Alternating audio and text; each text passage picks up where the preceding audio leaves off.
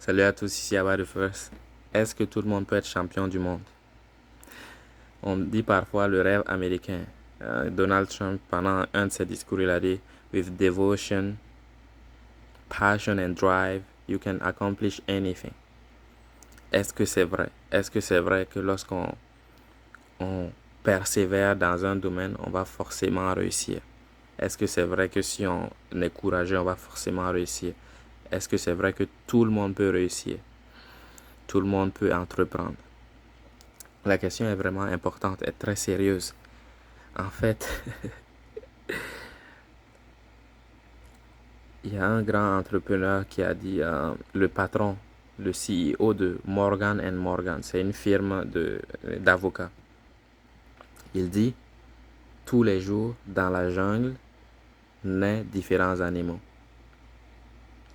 Il y a la gazelle qui va naître, il y a le paresseux qui va naître, et il y a le lion et le tigre qui vont naître. Les lions et les tigres seront des rois. Les gazelles et les paresseux devront se cacher pour survivre. Ce qu'il veut dire, c'est que chacun dans la vie a des prédispositions. Si quelqu'un est né dans un pays, dans un village perdu de l'Inde, il a moins de chances de devenir président des États-Unis que quelqu'un qui est né aux États-Unis. Si tu nais avec des maladies, avec la leucémie par exemple, vous connaissez la leucémie, on appelle ça aussi le cancer du sang. Si tu nais avec cette maladie, tu as moins de chances de survivre, tu as moins de chances d'être heureux que quelqu'un qui est né sans maladie. Si tu es né avec un handicap psychologique, avec des troubles psychiatriques, il y a des gens qui sont nés comme ça avec des troubles psychiatriques. Ils ont des hallucinations, ils ont des délires vraiment sévères. Vous avez moins de chances de réussir, de garder un emploi que quelqu'un qui n'a pas ces troubles-là. Donc, est-ce que tout le monde peut réussir? Est-ce qu'avec tous tes handicaps, tu peux réussir? Comme l'optimisme veut qu'on dise, ouais, tu vas réussir si tu es courageux. Mais le courage aussi, c'est une caractéristique. Tout le monde ne naît pas courageux. C'est vrai, on peut apprendre à l'être. Mais il y a des gens qui naissent courageux, qui naissent avec énormément de passion, énormément de feu qui brûle en eux. Et d'autres qui sont nés avec des troubles psychiatriques. Est-ce qu'on va dire, ouais, tu as des troubles psychiatriques? Les gens vont dire c'est des excuses. Oh, tu trouves des excuses pour ne pas travailler. Tout le monde peut travailler, mais tout le monde ne va pas réussir. Comme quelqu'un qui veut, comme deux personnes, un veut ouvrir un restaurant, l'autre veut devenir célèbre grâce aux courses de billes. C'est vrai que les courses de billes, c'est ta passion, mais est-ce que les courses de billes, ça va payer le loyer? Est-ce que tu peux créer une organisation de courses de billes qui va être rentable? Probablement pas. Combien de gens font des courses de billes? Pas beaucoup de gens. Est-ce que tout le monde peut réussir? Les gens vont dire peut-être que c'est des excuses. Les excuses, c'est des choses qu'on dit pour ne pas faire un travail. Mais en fait, lorsque tu regardes réalistiquement, même en travaillant des choses que tu ne peux pas accomplir, comme ceux qui jouent au loto, ils se disent, mais si j'essaie suffisamment, je vais finir par gagner. Pas du tout. Tes chances de réussir sont tellement faibles que si on te mettait un fusil sur la tempe, on dit, bon, tu as autant de chances de survivre que de chances de gagner au loto. Est-ce que tu jouerais? Tu ne jouerais probablement pas. Parce que tu sais que tu vas mourir, tu vas perdre, tu vas te faire tirer dessus. Si on te dit, euh, comment on dit ça? Si quelqu'un est né au fin fond du Malawi, ou quelqu'un est né en Malaisie, dans un village perdu, il n'a pas eu d'éducation, il n'a pas été alphabétisé. Il est né sans jambes et sans bras. Est-ce que vous pensez que cette personne peut être comparée à une autre qui est née dans une famille riche, dans un pays développé comme la France, la Grande-Bretagne, l'Italie, les États-Unis? Est-ce que vous pensez que quelqu'un qui est né dans les favelas de Rio a les mêmes chances de réussir que quelqu'un qui est né euh, à Malibu, à Monaco, dans une famille princière? Pas du tout. Il y a des gens qui ont tendance à avoir plus de muscles que d'autres. D'autres ont tendance à être beaucoup plus minces. Est-ce que pour être bodybuilder, celui qui a tendance à avoir à être plus mince va avoir plus de chances de gagner, ou l'autre qui a tendance à avoir plus de muscles? Celui qui a tendance à avoir plus de muscles aura plus de chances. Est-ce que ça veut dire que l'autre personne ne doit pas essayer? Oui, il peut essayer. Il peut essayer. C'est une très bonne chose d'essayer. Mais si on dit, tu dois parier ta vie là-dessus, est-ce que tu vas essayer d'être champion du monde, monsieur olympien en bodybuilding? Pas du tout. Beaucoup de gens veulent abandonner tout pour devenir combattant MMA, combattant d'arts martiaux, combattant de Muay Thai, en espérant pouvoir vivre de ça. Seule une fraction de personnes vont pouvoir en vivre. C'est très difficile de vivre des arts martiaux. Du MMA, c'est très très difficile. Un accident et le rêve s'arrête. Ça devient un cauchemar immédiatement. Un accident, un seul faux pas et tout est détruit définitivement. Ça peut être de la chance. Il y a des gens qui n'ont pas eu de chance. Ils ont été signés pendant le Covid. Donc ils n'ont pas combattu. Ils n'ont pas combattu, ils sont entraînés, ils n'ont rien gagné, ils n'ont pas gagné d'argent grâce au MMA. Et quand le Covid est revenu, comme quand le Covid s'est arrêté, c'est là qu'on a commencé à les prendre pour faire des combats. Mais là, le temps avance, ton âge passe. Le temps avance et tu vieillis. Combien de temps ça prend pour être riche et célèbre en MMA? Pas beaucoup, énormément. Il faut avoir beaucoup de chance, être au bon endroit au bon moment, avoir la bonne personnalité. Comme Conor McGregor, tout le monde n'a pas sa personnalité. Tout le monde n'a pas cette personnalité. Comment Khabib a été connu? Parce qu'il est tombé sur un adversaire comme Conor. Comment Jorge Masvidal a été connu? Parce qu'il avait un ami, Colby Covington, qui l'a trahi. Donc ça fait une rivalité. Ils ont gagné tous les deux énormément d'argent par leurs deux combats.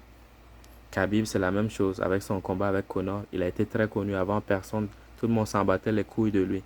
Il aurait pu être aussi fort qu'il voulait. Il n'aurait pas gagné beaucoup d'argent en combattant. Ce qui l'a rendu millionnaire, c'est l'existence de Conor. Le fait qu'il ait eu une rivalité avec Conor McGregor. C'est ce qui l'a rendu célèbre. C'est ce qui l'a rendu populaire.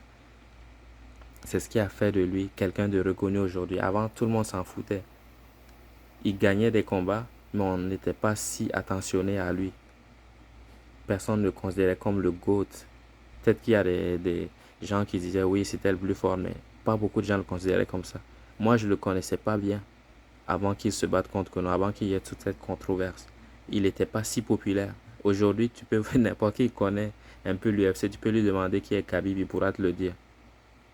Mais avant son combat avec Conor, personne ne le connaissait. Il n'était pas si célèbre que ça. Maintenant, il est célèbre. Avant, il ne l'était pas. Il arrivait à... Bien sûr, il a eu beaucoup de combats, mais l'ampleur que ça... comme tout ce qu'il a pu débloquer grâce à Conor est immense. Combien de gens ont eu la chance d'avoir un adversaire comme Conor McGregor? Pas beaucoup de gens. Pas beaucoup de gens. Combien de gens ont réussi à créer une légende autour d'eux? Alex Pereira, mais qui d'autre? Qui d'autre? Peut-être Merab Dvalishvili, il se débrouille un peu de nos jours. Mais est-ce qu'ils gagnent des millions? Est-ce que ce sont des superstars? Pas du tout. Est-ce que tout le monde peut être un combattant riche en MMA? Pas du tout. Tout le monde ne peut pas l'être. Tout le monde ne peut pas être un grand combattant de MMA. Tout le monde ne peut pas être le meilleur en MMA. Et même si vous êtes le meilleur, vous n'allez pas forcément gagner de l'argent avec. Vous n'allez pas forcément gagner votre vie avec. Vous n'allez pas forcément vous développer, vous épanouir en étant un champion de MMA. Vous allez vous blesser un jour et puis ça sera terminé. Vous allez avoir des troubles psychiatriques ou des troubles mentaux à cause de toutes les punitions que vous avez reçues au cours de vos combats. Vous allez peut-être perdre un œil, comme Bisping. Il a perdu un œil dans un combat de MMA. D'autres se sont fracturés les jambes. D'autres ont perdu leurs épaules. D'autres, c'est le dos. À cause d'un étranglement qui a été mal placé. Ils se sont fait mal au dos. Là, c'est terminé. Là. La colonne vertébrale, on ne joue pas avec. Tu te fais écraser la colonne vertébrale, tu ne peux plus combattre. Et le rêve s'est arrêté. Aussitôt qu'il a commencé, il s'est arrêté.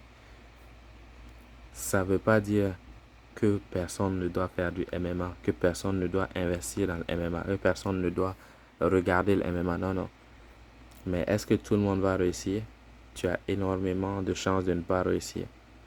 Vous pouvez essayer pour ceux qui veulent. Mais moi, j'encourage toujours les gens à avoir une porte de sortie.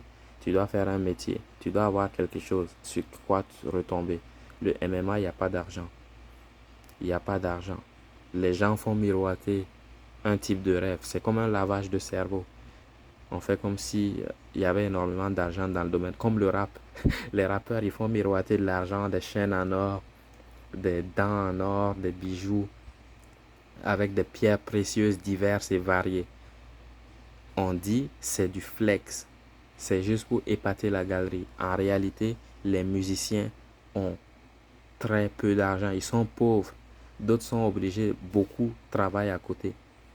Même c'était quoi, les Spice Girls, elles ont dit elles avaient réussi à vendre le plus d'albums en une année. Pendant une certaine année, à leur pic, ils ont vendu le plus d'albums au monde, fait tellement de concerts, c'est incroyable. Et qu'est-ce qu'elles ont dit à la télé quand elles sont sorties? Elles disent, on est pauvre, on est endetté. Tout le monde se disait, mais c'est impossible. Comment vous avez vendu tous ces albums? Vous avez fait le tour du monde combien de fois? 2 ou 3 fois? Combien de concerts? Comment c'est possible que vous soyez pauvre? Parce elles se sont endettées pour investir, pour pouvoir avoir tout ce qu'elles ont, pour pouvoir avoir le meilleur album au monde. Elles ont dit faire des choses, s'associer avec des gens et payer pour pouvoir avoir ce meilleur album-là. Et donc, il fallait rembourser ces dettes d'abord avant de pouvoir gagner de l'argent. Et ces dettes étaient énormes. Donc, elles n'ont pas réussi à rembourser. Il y en a qui ils ont été en état de faillite. 50 Cent, c'est ce qui s'est passé aussi avec lui. Faillite. Plein de rappeurs ne sont pas riches. Ils font juste miroiter le rêve. C'est pas parce que tu persévères que tu vas réussir. Tout le monde n'a pas les mêmes prédispositions physiques, mentales. Et tout le monde n'a pas la même chance. Tout le monde n'a pas les mêmes skills sociales, les mêmes aptitudes sociales. Parce que comme on dit, le MMA, c'est qui se vend le mieux. C'est qui se vend le mieux, c'est du showbiz. C'est du spectacle. Comme l'a dit Guy Debord, tout s'est éloigné dans la représentation. On ne se bat pas juste pour savoir qui est le plus fort. Non, non, on se bat pour divertir la galerie, pour divertir un public. Et on doit se plier aux demandes du public. Comme on dit de plus en plus, l'UFC se tend vers des boxeurs, des gens qui combattent debout. Si vous aimez combattre couché, ben, vous n'allez pas forcément avoir beaucoup de fans. Et l'UFC peut rompre votre contrat à n'importe quel moment pour n'importe quelle raison. Dès qu'ils ne veulent pas de vous, ils peuvent vous jeter à la poubelle. Beaucoup de gens ont été jetés à la poubelle comme ça. Du jour au lendemain, ils n'avaient plus d'endroit où s'entraîner. Avant, l'UFC, en fait, il peut vous donner une chambre. Il y a un endroit où il peut vous donner une chambre avec tout l'équipement d'entraînement à côté. Il y a une chambre avec un gym. Beaucoup de gens qui combattent et qui n'ont pas forcément où se loger, ils peuvent loger là-bas.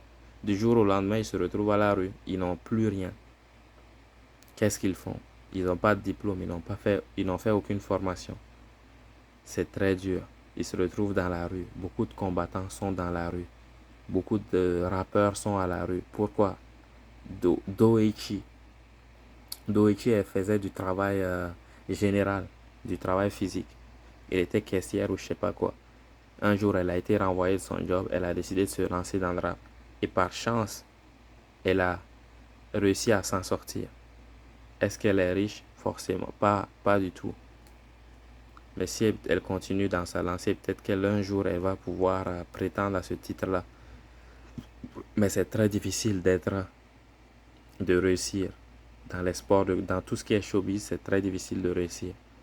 C'est pas parce que vous persévérez que vous allez forcément réussir. Il y a plein de gens qui essayent toute leur vie et qui ne réussissent pas. Mais ces gens-là, on ne les voit pas. Moi, je les vois parce que je fais des recherches en fait. Je fais des recherches sur plein de combattants. Allez voir la liste des combattants de l'UFC. Essayez de chercher, de voir l'actualité des combattants qui ont disparu. Vous allez voir que beaucoup sont dans un sale état. Des gens dans la rue, d'autres qui sont tombés dans l'alcool et la drogue, d'autres qui ont eu des problèmes avec les forces de l'ordre, qui sont en prison, d'autres sont morts. Bien sûr, c'est pas tout le monde. Certains s'en sont sortis, vivent une vie normale, mais la plupart, beaucoup d'autres ont très mal fini. Beaucoup d'autres ont très mal fini, ou ils sont dans une très mauvaise posture en ce moment, parce qu'ils ont investi toute leur énergie dans les sports de combat. Réussir, réussir. Win or Die Trying, l'album de 50 Cent. Réussir ou mourir en essayant de réussir. C'est une bonne mentalité jusqu'à un certain point. À un certain point, ça devient toxique et il faut changer de disque. Comme les gens qui essaient d'être rappeurs. Comme quand tu essaies, à un certain moment, faut passer à autre chose. On peut toujours être rappeur, comme on dit, être philosophe, qui n'est pas forcément écrire des livres et passer toute sa vie dans une fac de philosophie. Non, non. Un philosophe, c'est quelqu'un qui l'est dans l'âme, quelqu'un qui fait de la philosophie, comme un artiste. Un artiste, c'est quelqu'un qui fait de l'art. Ça ne veut pas dire que tu manges de ton art, ça ne veut pas dire que tu gagnes de l'argent avec ton art. Tout comme un artiste martial. Moi, je peux me dire, je suis un combattant. Je suis un combattant de MMA, de Muay Thai, de Jiu-Jitsu. Je suis un boxeur. Je suis un boxeur Thai, un boxeur de Muay Thai. Je suis un kickboxer. Je suis un boxeur, je suis un combattant de MMA, je suis un fighter de Jiu-Jitsu. Je suis un lutteur. Je peux dire toutes ces choses-là. Pourquoi? Parce que je m'entraîne. Je m'entraîne. Comme on dit, mieux vaut être un guerrier dans un jardin qu'un jardinier à la guerre. Je ne vais pas forcément aller faire des compétitions, mais je m'entraîne régulièrement. Ne serait-ce qu'une minute par jour, je m'entraîne. Je suis un combattant. Vous pouvez être vous aussi. Vous êtes vous aussi des combattants. Moi, je crois en vous. Je pense que vous êtes tous des guerriers. Même si personne ne vous le dit, moi je vous le dis, vous êtes tous des guerriers. Tous ceux qui font un art martial sont des guerriers. On n'est pas obligé d'aller se battre. On n'est pas obligé de gagner de l'argent en faisant ça. On n'est pas obligé de gagner de l'argent avec le MMA pour être un guerrier, pour être un combattant de MMA. On n'est pas obligé de se battre toutes les semaines pour être un boxeur. On n'est pas obligé de faire des randonnées pour être un judoka. Juste notre passion du judo et le fait qu'on pense au judo, qu'on fait des exercices. Moi, je fais des exercices tout seul, comme j'ai dit, 1 à 5 minutes, des ashibarai, des ashiwaza, où je fais des tsukikomi, comme je fais comme Uchimata, je fais le mouvement de Uchimata tout seul, sans partenaire. À gauche, 5 à gauche, 5 à droite. Je fais un Deashibarai, un Osotogari, 5 à gauche, 5 à droite. Je fais les kataguruma sans toucher le sol. Je fais d'autres choses. Je fais single leg, double leg. J'essaie de faire des setups, ça veut dire des fake, j'ai oublié le nom, des feintes. J'essaie de faire des feintes, double leg, feinte, single leg, feinte, snap down, passer dans le dos, feinte. Je m'entraîne, je fais du judo. Je m'entraîne au judo, donc je suis judoka, même si je fais pas de compétition. On n'a pas besoin de faire des compétitions pour être un guerrier, un judoka. On n'a pas besoin de faire des randori. Les randori, c'est des sparring de judo. Randori, ça veut dire sparring en japonais. Isaguruma, on fait des exercices. Faire des exercices fait de nous un combattant.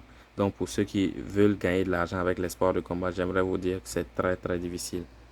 Pas pour vous décourager, mais pour dire qu'il y a beaucoup de paramètres à prendre en compte pour pouvoir gagner de l'argent avec des arts martiaux. Et ces paramètres-là sont multiples. Et s'il y a un seul truc qui se passe mal, vous vous effondrez. Donc la meilleure solution, c'est d'investir dans d'autres choses. Ne pas mettre tous vos œufs dans le même panier. Ne faites pas comme les rappeurs qui disent « Ah, je me tatoue dans le visage, comme ça je suis obligé de réussir dans le rap, sinon je peux réussir dans rien d'autre. » Faut pas faire ça. Je vais faire une formation dans le BTP, dans les travaux généraux, une formation d'outilleur ou bien de pilote d'une certaine machine dans les entrepôts. Je vais faire une quelconque formation. Un- une formation en informatique. Je vais faire une formation dans d'autres domaines, peu importe le domaine qui m'intéresse, qui va pouvoir me faire vivre. Et aussi, je peux investir dans le MMA. Comme ça, si jamais je ne réussis pas dans le MMA ou dans le rap ou dans la boxe, je peux me réorienter plus simplement, plus aisément. Je ne vais pas me retrouver à la rue parce que j'ai des compétences. C'est tout pour aujourd'hui. C'était Abba le First.